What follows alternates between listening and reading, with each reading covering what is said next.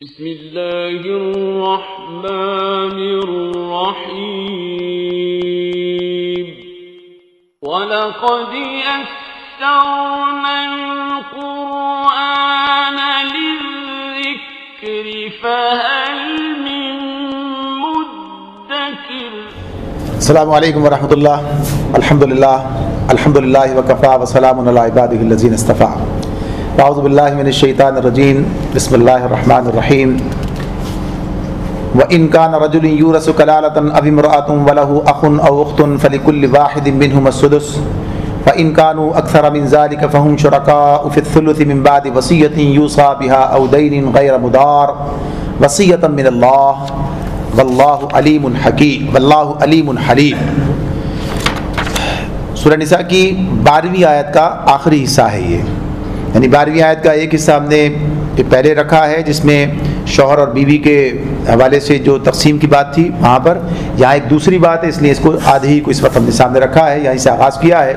تو اللہ تعالیٰ فرماتے ہیں وَإِن كَانَ رَجُلٌ يُورَثُ كَلَالَةً، اگر وہ مرد یا عورت جو کلالہ ہو، کلالۃ أَوِ امْرَأَةٌ وَلَهُ أَخٌ أَوْ أُخْتٌ، چاہے مرد ہو یا عورت ہو اور اس کے ایک بھائی یا بہن ہو، تو اس کے بارے میں بات ہو رہی ہے۔ پہلی بات کلالہ کی ہو جائے، کلالہ کہتے ہیں وہ اسے جس کے ماں باپ بھی نہیں ہیں اور اولاد بھی نہیں ہے۔ اب ظاہر سی بات ہے، پیچھے جو تقسیم سامنے آئی تھی ماں باپ کا حصہ بتایا تھا، اولاد کا حصہ بتایا تھا۔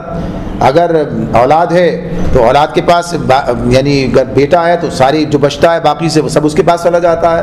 بیٹیوں کے بارے میں اس طرح سے بتا دیا ہے، والدین کے بارے میں بتا دیا ہے، سارا ان کے پاس چلا جاتا ہے اگر بچتا ہے تو۔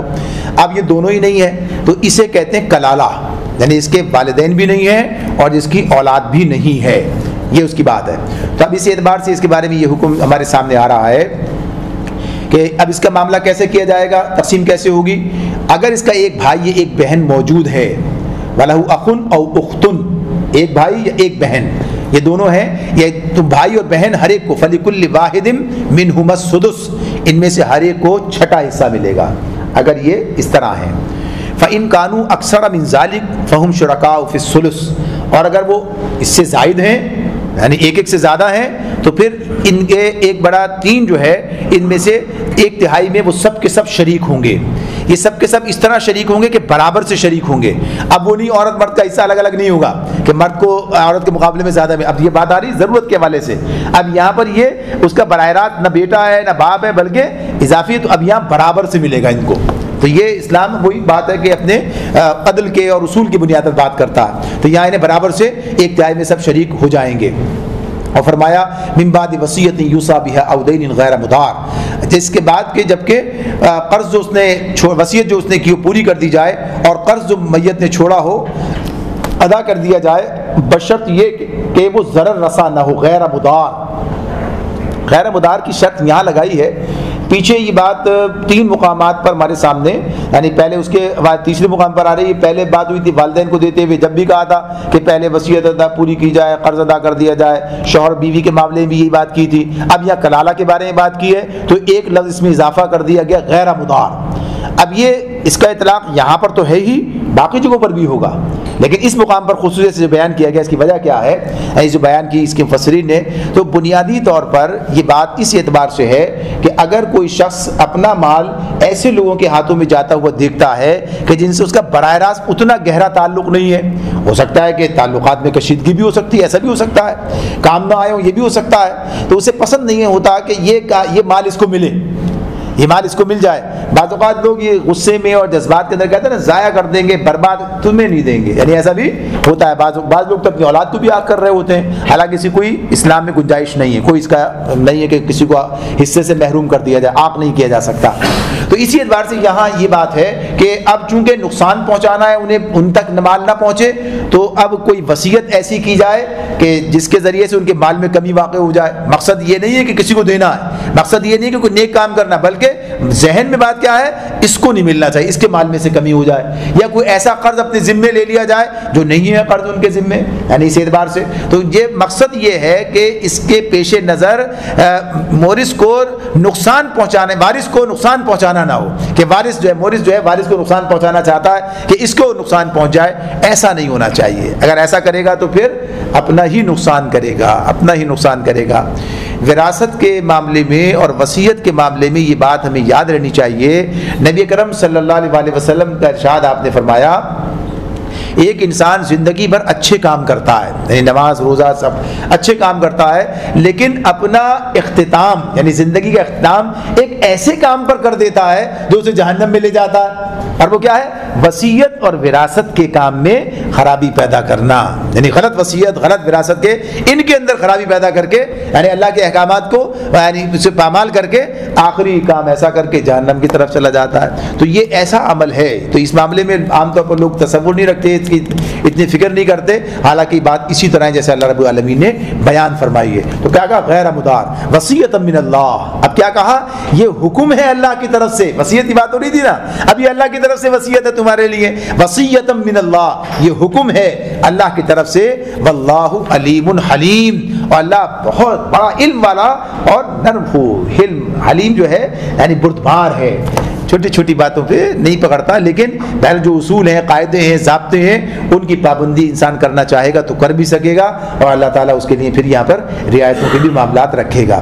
اور یہ ساتھ ساتھ یہ بات بھی کہ انسان کی جو مصلحت ہے, انسان کو جس کے اندر فائدہ ہے, انسان خود نہیں جانتا ہے, اللہ جانتا ہے. تو اللہ تعالیٰ کے جو احکامات ہیں یہ انسان کے لیے ہر اعتبار سے مفید ہیں اگر وہ اعتماد رکھتا ہے. تو یہ اعتماد کی بات اس مقام پر کی. اور پھر آخر میں کیا بات کہی؟ اب وراثت کی بات کو مکمل کرتے ہوئے تلک حدود اللہ, یہ سب باتیں جو بیان ہوئی ہیں کیا ہیں؟ یہ اللہ کی مقرر کی ہوئی حدیں ہیں. یعنی جو وراثت کا جو قانون ہے یہ اللہ کی طرف سے مقرر کی ہوئی حد ہے, اور حدوں کو پامال کرنے کا نتیجہ کیا ہوتا ہے وہی بیان ہو رہا ہے, اور حدوں کی پابندی کرنے کا نتیجہ دونوں چیزیں بیان کی. تلک حدود اللہ, یہ اللہ کی مقرر کی ہوئی حدیں ہیں. ومن یطع اللہ ورسولہ یدخلہ جنات تجری من تحتها الانہار خالدین فیہا, جو اللہ اور اس کے رسول کی اطاعت کرے گا اسے اللہ ایسے باغوں میں داخل کرے گا جن کے نیچے نہریں بہتی ہوں گی, اور ان باغوں میں وہ ہمیشہ رہے گا. یہی بڑی کامیابی ہے. یعنی یہ بھی ان اعمال میں سے ہے جو جنت میں جانے کے لیے انسان کو کرنے ہیں. یعنی یہاں جو بات ہوئی اس اعتبار سے کہ جنت میں جانے کے لیے یہ حدود کی پابندی کرنا بھی لازمی ہے, ان کو پامال نہیں کر سکتے. آدمی جیسے عرض کیا تھا وہ حدیث سامنے ہے کہ نماز روزہ کرتا رہا, آخر میں یہ کام کر بیٹھا اور نقصان اٹھا لیا. تو پھر آگے فرمایا وذالک الفوز العظیم, یہ زبردست کامیابی ہے, بڑی کامیابی ہے جو آدمی جنت حاصل کر لے. ومن یعص اللہ ورسولہ, اور جو اللہ اس کے رسول کی نافرمانی کرے یعنی ان حدود کو توڑ ڈالے جو اللہ نے مقرر کی ہے, ان سے تجاوز کر جائے. ویتعد حدودہ, یعنی وعدہ کیا اور جو اس کی مقرر کی ہوئی حدوں سے تجاوز کر جائے تو نتیجہ کیا نکلے گا؟ یدخلہ نارا خالدا فیہا, اسے اللہ آگ میں ڈالے گا جس میں وہ ہمیشہ رہے گا. خالدن فیہا, اللہ تو یہی کہہ رہے ہیں خالدن فیہا. وَلَهُ عَذَابٌ مُهِينٌ, اور اس کے لیے رسوا کن سزا ہے. یہ کتنی بات ایسی ہے انسان کے لیے ایک خوفناک بات ہے. یعنی کوئی کہیے کہ اس کے لیے ایک لرزا دینے والی کیفیت ہے کہ اگر اس نے یہ عمل کیا تو نتیجہ کیا نکلے گا؟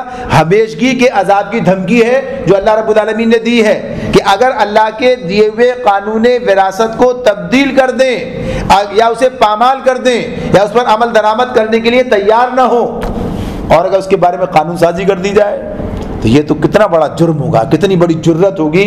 اور جب کہ مسلمان بھی ہوں پھر تو گویا کہ یہ کہ اللہ سے وہ اسی طرح کی بات ہو گئی کہ اس کے مقابلے میں آنے کی بات ہو گئی ہے. تو اس معاملے میں اللہ تعالیٰ نے بات بتا دی کہ اللہ کی مقرر کردہ حدود ہیں, لہٰذا ان حدود کی پابندی کرنی ہے, اس قانون وراثت پر عمل درآمد کرنا ہے. اس کے اندر کسی تبدیلی کا مجال نہ فرد ہے, نہ ریاست ہے, نہ کوئی انسانوں کا مجموعہ یا کوئی ادارہ ہے, کوئی اس کے اندر تبدیلی نہیں کر سکتا, ورنہ نتیجہ جہنم میں جائے گا جو بھی یہ کام کرے گا.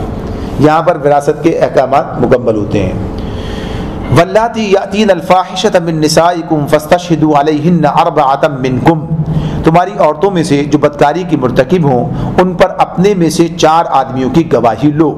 فَإِن شَهِدُوا فَأَمْسِكُوهُنَّ فِي الْبُيُوتِ حَتَّى يَتَوَفَّاهُنَّ الْمَوْتُ أَوْ يَجْعَلَ اللَّهُ لَهُنَّ سَبِيلًا. پھر اور اگر 4 آدمی گواہی دے دیں تو ان کو گھروں میں بند رکھو یہاں تک کہ انہیں موت آ جائے یا اللہ ان کے لیے کوئی راستہ نکال دے. او یجعل اللہ لہن سبیلا, یعنی کوئی اور راستہ نکال دے, کوئی اور حکم جو ہے وہ آ جائے.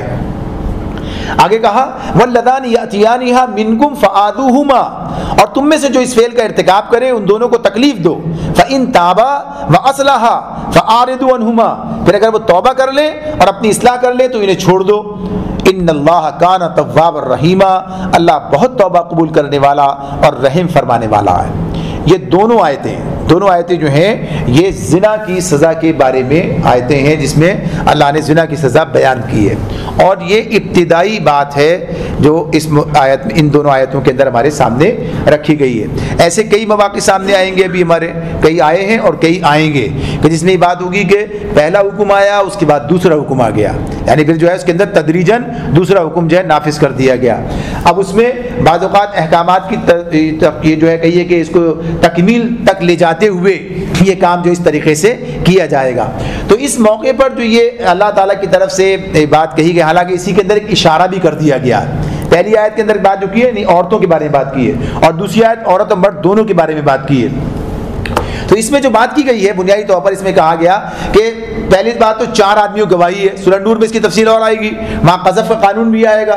یہ ایک ایسا اتنا بڑا معاملہ ہے کہ اس معاملے کو بالکل ہلکا نہیں لیا گیا، بلکہ اس کے بارے میں انتہائی احتیاط بھی کی گئی، اس لیے کہ اس کے احکامات بھی انتہائی سخت ہیں جو آگے آ رہے ہیں۔ یہاں بھی سختی کی بات ہے، یہاں تک بند رکھو کہ موت آ جائے، یعنی اس طرح کی بات آ گئی ہے سامنے، اور پھر اذیت دینے کی بات بھی اس کے بعد آئی ہے۔ تو اس معاملے میں یہ کہ 4 آدمیوں کی گواہی کا معاملہ ہوتا ہے، تو ایک تو اس کی اہمیت کی بات بھی ہے۔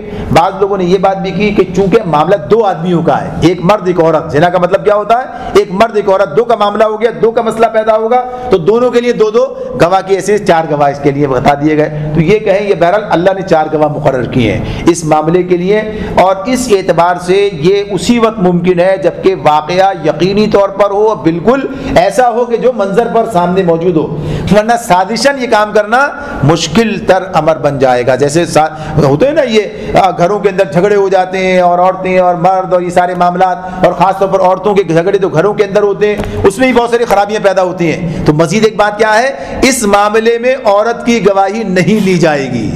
اس معاملے میں زنا کے معاملے میں جو گواہی ہوگی 4 مردوں کی ہوگی، عورت کی ایک کی گواہی بھی اس کے اندر شاید چاہے 8 عورتیں آ جائیں تب بھی گواہی کا مسئلہ نہیں ہے ان کا۔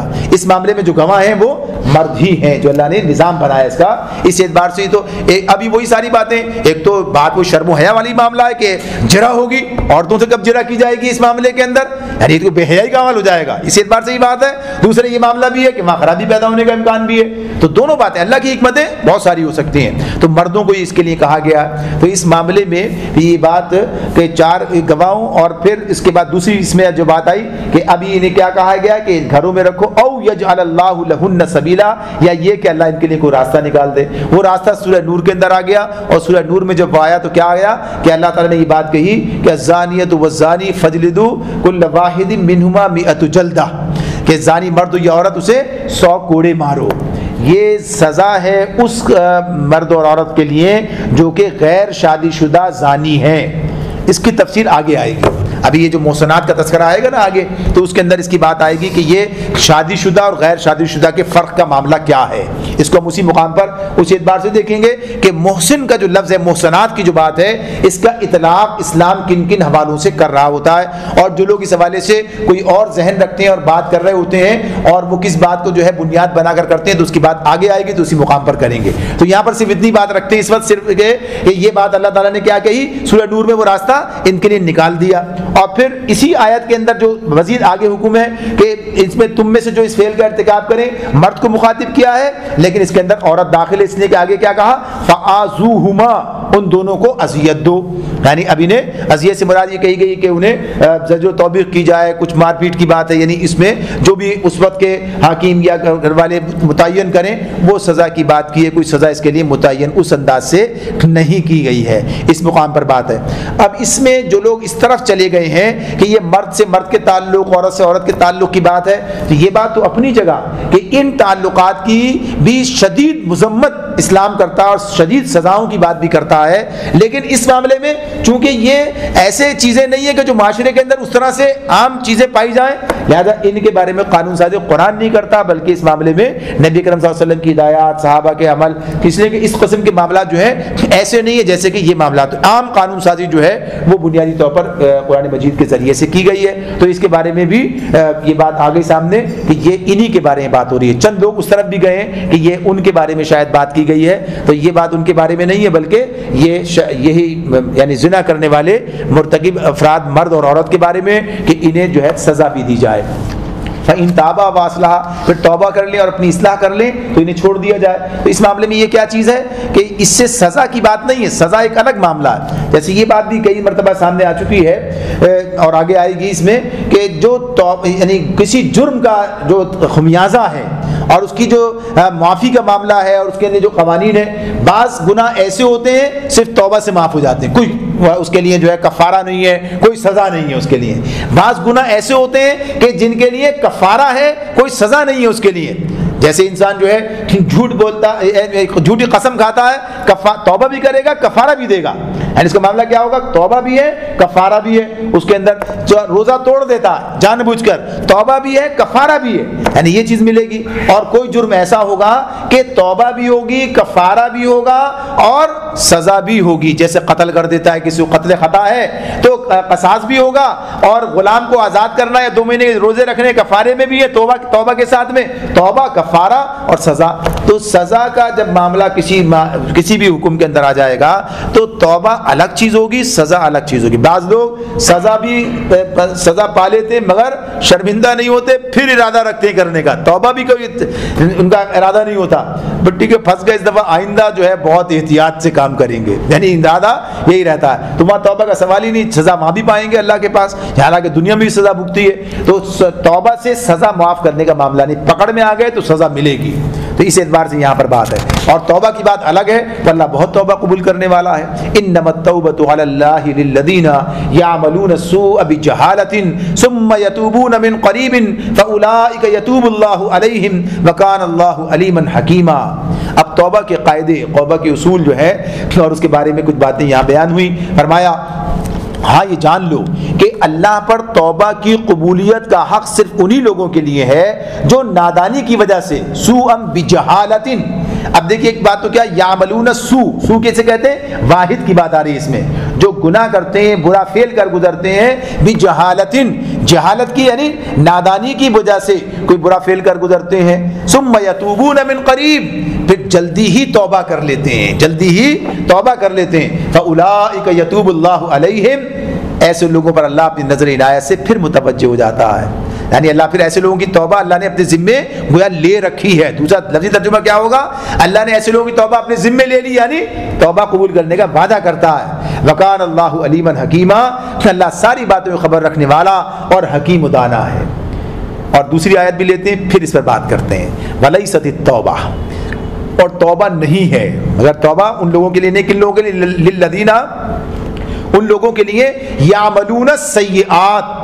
اب دیکھیے یعملون السوء تھا، یعملون السیئات ہے، پہلے میں واحد تھا، یہاں جمع ہے، یعنی مسلسل ایک طرز عمل ہے کہ وہ جو ہے برے کام کیے چلے جاتے ہیں، حتیٰ یہاں تک کہ اذا حضر احدہم الموت، ان میں سے کسی کی موت کا وقت آ جاتا ہے، قال، اس وقت وہ کہتا ہے انی تبت الآن، اب میں نے توبہ کی.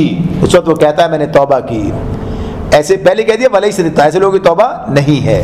والذین یموتون وہم کفار، اور اسی طرح توبہ ان کے لیے بھی نہیں ہے جو مرتے دم تک کافر رہے. اولئک اعتدنا لہم عذابا علیما، ایسے لوگوں کے لیے تو ہم نے دردناک سزا تیار کر رکھی ہے. یعنی یہ بات اللہ نے ان کے بارے میں بتا دی. اب توبہ کس کے لیے ہے، توبہ کس کے لیے نہیں ہے؟ ایک بات تو بہت واضح ہو کر سامنے آ رہی ہے، جہاں کہا کہ اتفاقی طور پر ہو جاتا ہے، واحد کی صیغہ استعمال کیا ہے، جمع کا ادھر استعمال کیا ہے ولیست التوبہ کے بارے میں. پھر کیا دوسری شرط کیا لگائی کہ بجہالۃ، یعنی جہالت کی بنیاد پر اس پر یہ جو ہے کام کر گزرتے ہیں، یعنی غلطی سے ہو جاتا ہے، نادانی سے ہو جاتا ہے. اس پر بات کی کہ جہالت کیا ہے. ایک بات تو یہی ہے کہ جہالت کا ترجمہ نادانی کر دیا ہے، نادانی ہے، جہالت ہے. ایک بات یہ، اور اس کے ساتھ ساتھ پھر یہ بات بھی کی گئی کہ آدمی جب بھی جرم کرتا ہے جاہل ہی ہوتا ہے. یعنی جہالت کی بنیاد پر ہی کرتا، چاہے وہ کتنا ہی جانتا کیوں ہو۔ جہالت کا ایک ترجمہ یہ ہوتا ہے، جانتے نادان کیا ہے، جانتا نہیں ہے۔ ایک تو نادانی وہ ہوتی ہے، ایک تو نادانی بے وقوفی ہوتی ہے، بھائی نادان ہے، جانتا نہیں ہے، بے وقوف ہے، اس بنیاد پر ہے۔ ایک بڑا دانا آدمی ہے، بڑا دانشمند بھی ہے اور جانتا بھی ہے، پھر گناہ کرتا ہے۔ تو اب بھی کیا ہے یہ، اب بھی بات تو جہالت ہی کی ہے، یہ بات کیا ہے، یہ بات جہالت ہی کی ہے۔ تو ایک بات تو موقف کیا ہے کہ انسان جب بھی گناہ کرتا ہے جہالت کی بنیادی پر کرتا ہے، وہ جاہل ہی ہوتا ہے اس وقت میں۔ اس کے لیے کہا کہ تعلیم سے جاہل کی جہالت نہ گئی، یعنی تعلیم بھی پھر جاہل ہی رہا کس اعتبار سے، تو پڑھے لکھ کے جاہل بھی کہہ رہے ہوتے ہیں ہم۔ تو بنیادی طور پر جو بات اس میں ہے وہ یہ کہ ایک بات تو یہ ہے، ویسے جو بات ہوتی ہے کہ ایک مسلمان سے جو شان اس کی ہے، جیسے سورہ بقرہ کی آخری آیت میں ہم نے پڑھا تھا، وہاں کہا تھا نا اللہ نے کہ جو دعا جو سکھائی ہے کہ ہم سے جو غلطی سے اور بھول چوک سے قصور ہو جائے انہیں معاف فرما دے، تو اصول تو یہی ہے، لیکن جو جان بوجھ کے کیے جائیں گے ان کے لیے بھی توبہ ہے۔ جو جرم جان بوجھ کر کیا جائے، پورے شعور کے ساتھ کیا جائے اور سب چیزیں پتہ ہیں اور اصرار بھی کیا جائے کچھ عرصے اس کے اوپر، اس پر کچھ عرصے اصرار بھی کر لیا جائے، تب بھی اس کے لیے توبہ تو ہے۔ یہ الگ بات ہے کہ انسان اس طرح اپنے آپ کو خطرے میں ڈال لیتا ہے، یعنی گناہ کرتا ہے توبہ کی امید پر، توبہ کر لیں گے، گناہ کرتا ہے، اور توبہ کب کریں گے، ابھی تو بہت زندگی پڑی ہے، کر لیں گے توبہ، یعنی ابھی کون سا مرے جاتے ہیں تو مرتے وقت توبہ کر لیں گے، مرنے سے پہلے کر لیں گے، لہذا ابھی تو بہرحال زندگی ایسی گزارنی ہے۔ تو یہ انسان کو شیطان کا ایک دھوکہ ہے، یعنی کب موت آ جائے انسان کو پتہ نہیں ہے، اور اس کا مطلب یہ ہے کہ ابھی وہ بالکل غلط تصور اس نے لیا ہے۔ توبہ تو نام ہے شرمندگی کا، جب انسان کو گناہ کر کے شرمندگی ہی نہیں ہوتی، جب انسان کو گناہ کر کے شرمندگی نہیں ہوتی۔ اچھا شرمندگی کب ہوتی ہے، جب انسان کے اندر حیا ہوتی ہے۔ دیکھیے حیا اور بے حیائی کیا ہے، جس آدمی کے اندر حیا ہے وہ کیا ہوتا ہے، شرمندہ، کوئی غلطی کر شرمندہ ہوتا ہے نا، کہتے ہیں یہ شرمندہ ہوتا ہے تو اس کے اندر حیا، اور جو بے حیا ہوتا ہے وہ کوئی شرمندہ ہوتا ہے، وہ تو شرمندہ نہیں ہوتا، وہ جو کچھ بھی کرے وہ بے حیائی اسے کیا ہے، وہ شرمندگی سے اسے عاری کر دیتی ہے۔ تو یہ حیا بھی ایمان کا حصہ ہے نا، حیا کے لیے کیا کہا اللہ کے رسول نے، ایمان کا شعبہ، ایمان کا حصہ، تو ایمان کا معاملہ۔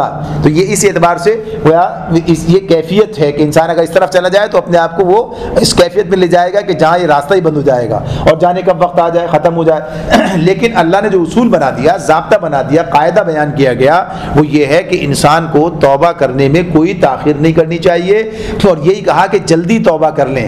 لیکن اس قریب کا جو دائرہ رکھا ہے اللہ نے، اس قریب کے دائرے کو کتنا وسیع کر دیا، انسان کی موت سے پہلے موت سے، اگلی آیت میں کہا ہے نا یہاں تک کہ اس کی موت آ جائے اس کے لیے نہیں ہے، تو موت سے پہلے اللہ رب العالمین نے یہ اس کا دائرہ وہاں قریب کا وہاں تک لے گئے۔ لیکن انسان اگر سوچتا رہے کہ ارے ابھی کون سی موت ہے، موت کا تو پتہ ہی نہیں ہے، تو قریب کا مطلب ہے کہ جلدی۔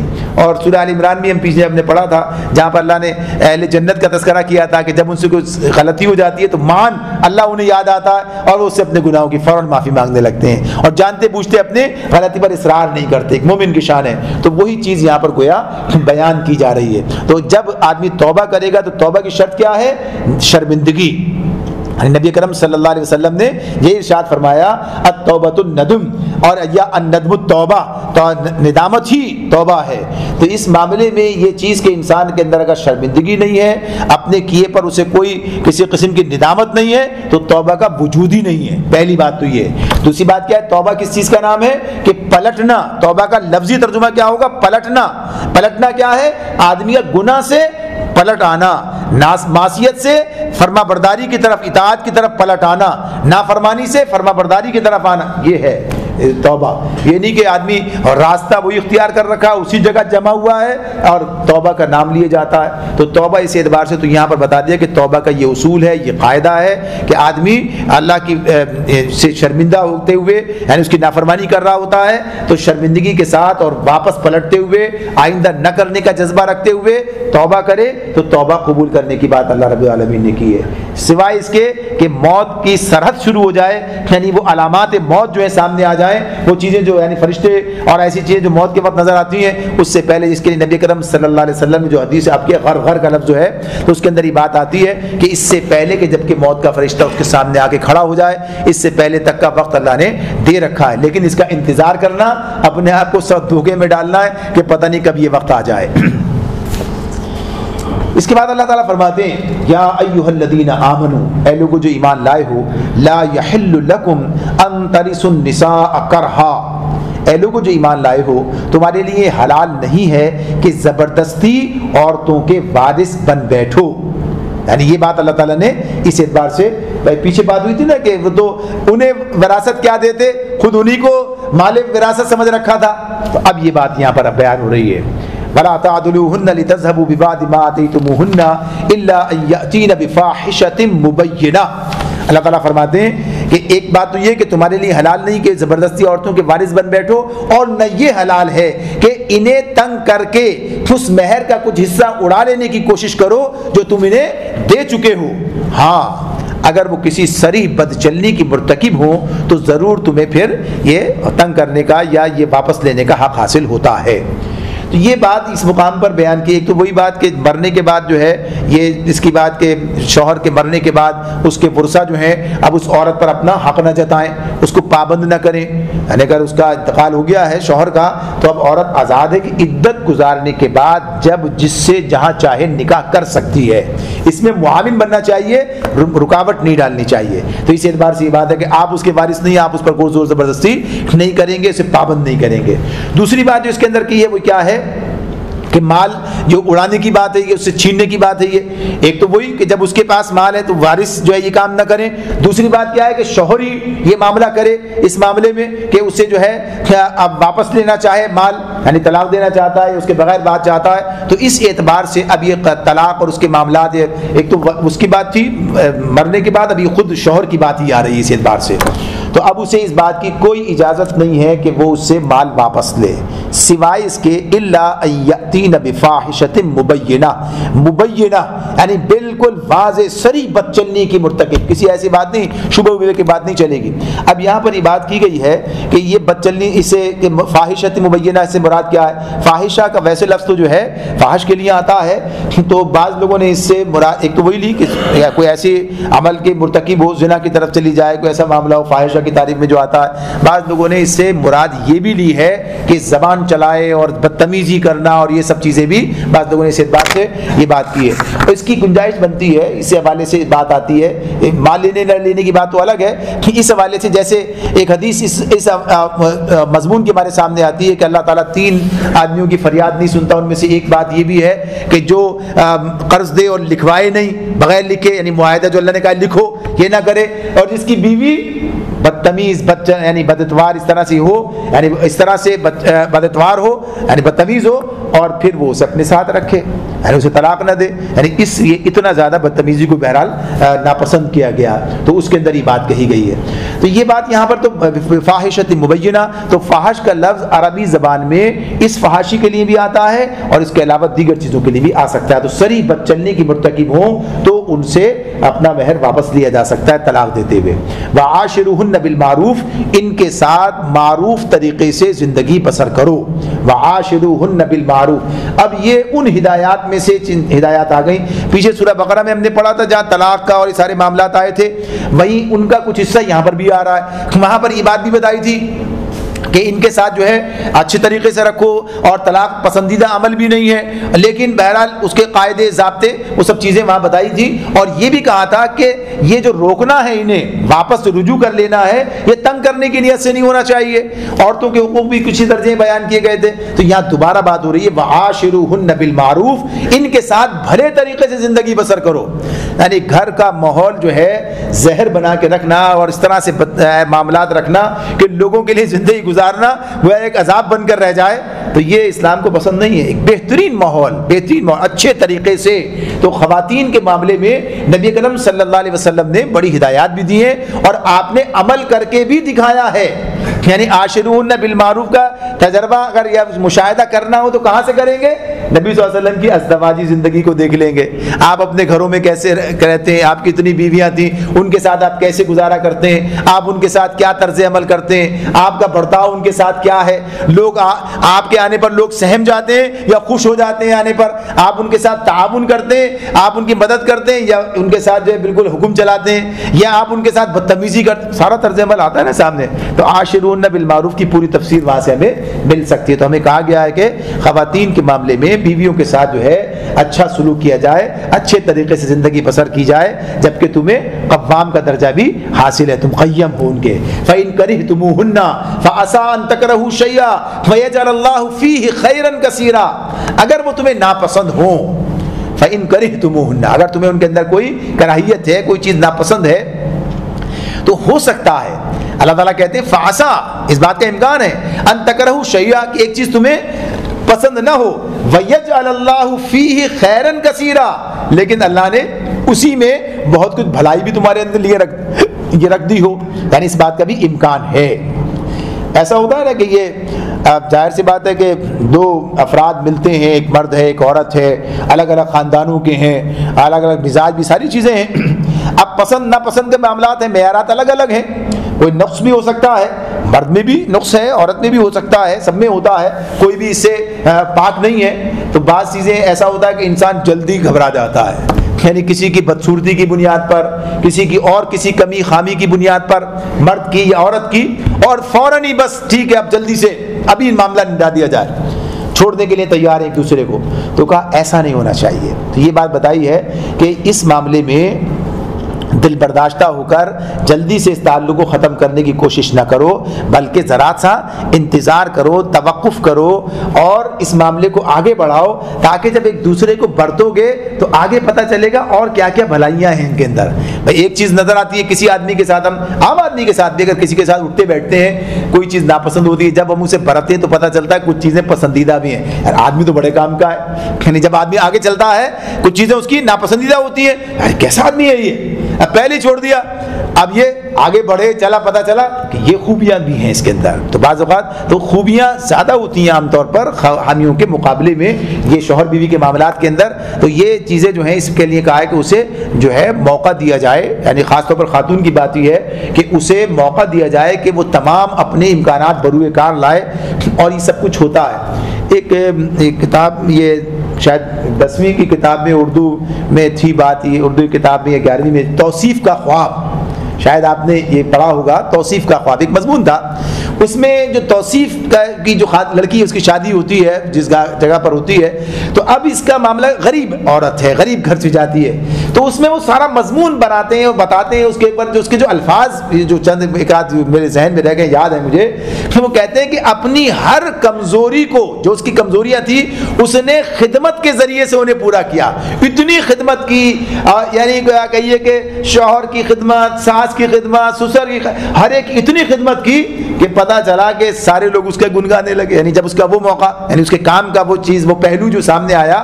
تو یہ چیزیں اپنی جگہ پر ہیں کہ کسی کو موقع تو دیا جائے کچھ کرنے کا، جب موقع ملے گا تو پھر پتہ چلے گا اس کا کیا ہے، تو ایک کمی ہوگی دوسری خوبی سے سامنے آ جائے گی۔ تو یہ ایسا ہو سکتا ہے، تو جلد بازی کرنے سے منع کیا گیا ہے۔ اب ہم اپنے اختتامی کی طرف جاتے ہیں، تو اللہ تعالیٰ کہتے ہیں وَإِنْ أَرَدْتُمُ اسْتِبْدَالَ زَوْجٍ مَكَانَ زَوْجٍ، لیکن اگر تم ایک بیوی کی جگہ دوسری بیوی لے آنے کا ارادہ ہی کر لو، یعنی اب یہ بات تو ٹھیک ہے کہ پسند تو نہیں کیا، یعنی اس معاملے میں یہ بات ناپسندیدہ ہے کہ انسان جو ہے جلدی جلدی رشتے توڑ دے، تھوڑی چھوٹی چھوٹی باتوں پر جو ہے طلاق دے دے۔ نبی کرم صلی اللہ علیہ وسلم نے یہ ارشاد فرمایا کہ طلاق اگرچہ جائز ہے، مگر تمام جائز کاموں میں اللہ کو سب سے زیادہ ناپسند کوئی چیز ہے تو وہ طلاق ہے۔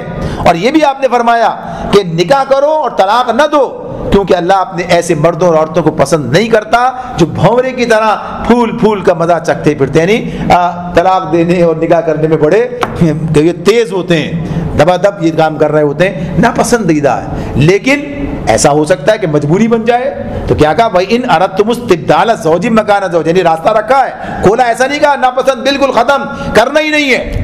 بعض ایسے مذاہب نے یہ طریقہ اختیار کر رکھا، زندگی بھر کے لیے باندھ دیا کہ اب آگے اگر طلاق ہو گئی تو عورت بھی کسی کام کی نہیں، اب مرد کے لیے مسائل ہیں، یا عام طور پر عورتوں کے لیے مسائل زیادہ ہوتے ہیں کہ پھر ان کے نکاح نہیں ہوتے یا ان کی شادیاں نہیں ہوتی۔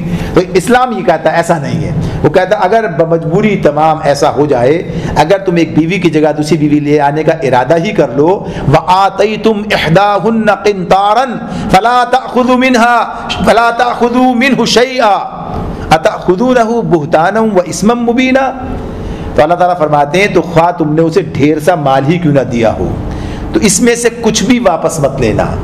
احداہن قنطارا، قنطار کہتے ہیں بڑے ڈھیر کو، قنطار کیا ہے؟ بڑا ڈھیر ہے۔ تو اللہ تعالیٰ نے جیسے وہ بات تھی نا کہ یہ مہر کی کوئی مقدار مقرر نہیں کی ہے، مہر کی مقدار مقرر نہیں کی ہے، مہر کی مقدار کم بھی ہو سکتی ہے، کم سے کم بھی ہے، زیادہ سے زیادہ بھی ہے۔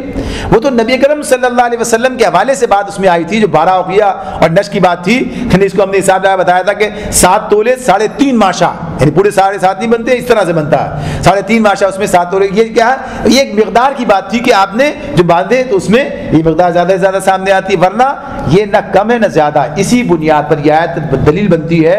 حضرت عمر رضی اللہ تعالیٰ عنہ کی بات کی تھی میں نے اس موقع پر کہ انہوں نے بھی ایک موقع پر کہا کہ میں نہیں جانتا کہ اللہ کے رسول نے اس سے زیادہ مہر باندھا ہو کہ اپنا یا اپنی بیٹیوں کا یا اپنی بیویوں کا، لہٰذا اب عورتیں بڑے بڑے مہر باندھنے لگی، لہٰذا ان پر پابندی عائد کی جائے۔ تو اس پر ایک خاتون نے اٹھ کر یہ بات کہی تھی کہ اللہ تعالیٰ تو یہ کہتا ہے آتیتم احداہن قنطارا، قنطارا تو بڑے ڈھیر کی بات ہے یہ، جب قرآن یہ کہتا ہے پابندی نہیں لگائی اس معاملے میں، ناپسندیدگی کی بات نہیں کی ہے، تو آپ کیسے؟ تو انہوں نے فوراً اس کو قبول کیا کہ بات ٹھیک ہے، اپنا جو حکم نامہ واپس لے لیا۔ ایسے یعنی اللہ کے احکامات کے معاملے میں اتنی جلدی گویا کہ یہ اس پر عمل کرنے والے یا اس کے آگے اپنے آپ کو پیش کر دینے والے لوگ تھے۔